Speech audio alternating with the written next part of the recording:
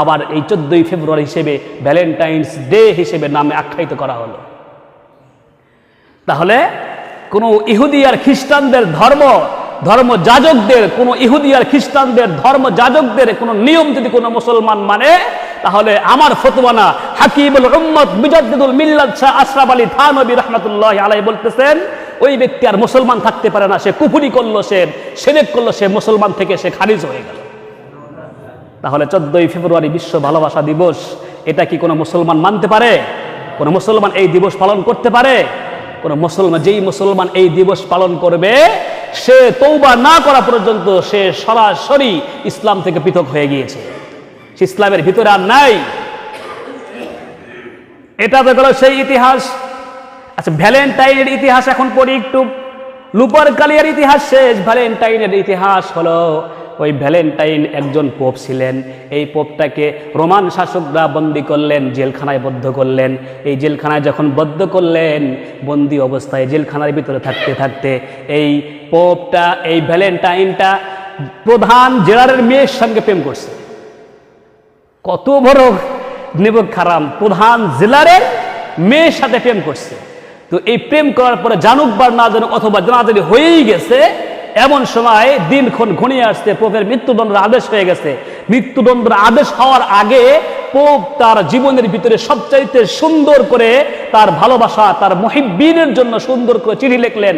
এই চিঠিটা লেখার কারণেই যেদিন এই পোপের মৃত্যুবরণ ফাঁসি দেওয়া হয় বা মৃত্যুদণ্ড দেওয়া হয়, এই দিনটাও ছিল 14ই ফেব্রুয়ারি বিশ্ব ভালোবাসা দিবস হিসেবে। 14ই ফেব্রুয়ারি দিন ছিল এই জন্য, 14ই ফেব্রুয়ারি আমরা বাঙালিরা না জেনে, ইতিহাস না বুঝে বিশ্ব ভালোবাসা দিবস হিসেবে পালন করি। এরপরে আগে ইতিহাস শেষ করে দেই। আর একজন পোপ ছিলেন, সেই পোপকে রোমান শাসকরা আবার বন্দী করলেন। রোমান শাসকরা বন্দী করে বললেন, তুমি আমাদের পূজা করো। আর এই পোপ বলতেছেন, কি বললা তুমি, তোমার পূজা কেন করব? বলে, হ্যাঁ, যদি বাঁচতে চাও তাহলে আমার পূজা করো।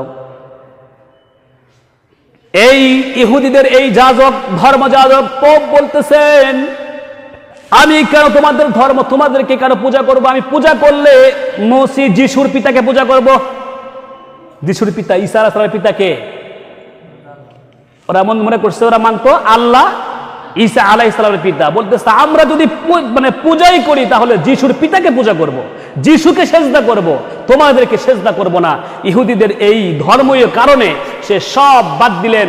নিজেরকে বলতেছেন, মৃত্যু দিলেও মৃত্যু গ্রহণ করব, আমাদের ফাঁসি দিলেও ফাঁসি গ্রহণ করব, এরপরেও তোমাদের পূজা করব না, আমি এরপরেও পূজা করব না, এরপরেও আমি আমাদের ধর্মের উপরই অটল থাকব।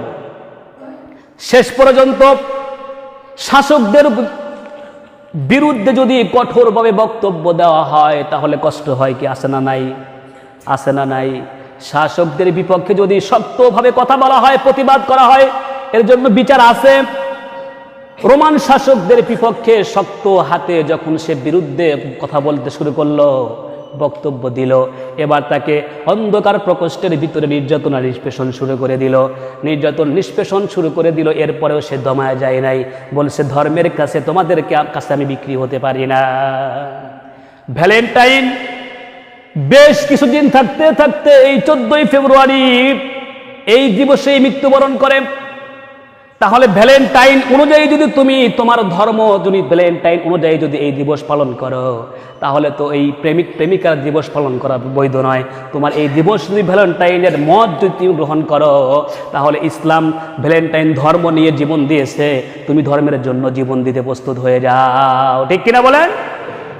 যদি ভ্যালেন্টাইনকেই তুমি মানো, তাহলে ভ্যালেন্টাইন নিজের ধর্মের জন্য জীবন দিয়ে দিছে, তুমি তোমার ইসলামের জন্য জীবন দিয়ে দাও। তুমি তোমার ইসলামের জন্য জীবন দিয়ে দাও, তা দিবা না, তুমি ভালোবাসা নিয়ে পাগল হয়ে গেছে। ভ্যালেন্টাইন যেমন করে নিজের ধর্মের জন্য নিজের জীবন উৎসর্গ করে দিল, তেমনি করে যদি আমরা এই 14ই ফেব্রুয়ারি পালন করতে চাই, তাহলে 14ই ফেব্রুয়ারি হবে আমাদের ধর্মের জন্য। ঠিক কিনা বলেন? ধর্মের জন্যই হবে। আমরা মুসলমান কোনো তন্ত্র মন্ত্র, বাবার আইন, দাদার আইন, চাচার আইন, নিজের মতবাদ আমরা মানি না।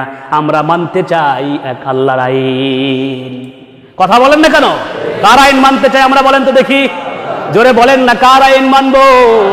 আমরা যদি মানতেই চাই তাহলে আল্লাহর আইন মানবো, কারো বাবার আইন মানবো না, কারো দাদার আইন আমরা মানবো না, কারো নিজস্ব আইন আমরা মানবো না। আমরা যদি জমিনের ভিতরে প্রতিষ্ঠিত হয় একটা আইন, সেই আইনটা হলো আল্লাহর আইনকে আমরা মেনে নেব। এই আল্লাহর আইন ভারতবর্ষেও প্রতিষ্ঠিত হোক, এরা আপনারা চান না? চান না? আপনারা মনে পায় চান না? চাই। আমরা মুসলমানেরা পুরুষেরা না পারলেও একজন মেয়ে তা পেরেছে। ভারতের বুকে কর্ণাটকের একজন মেয়ে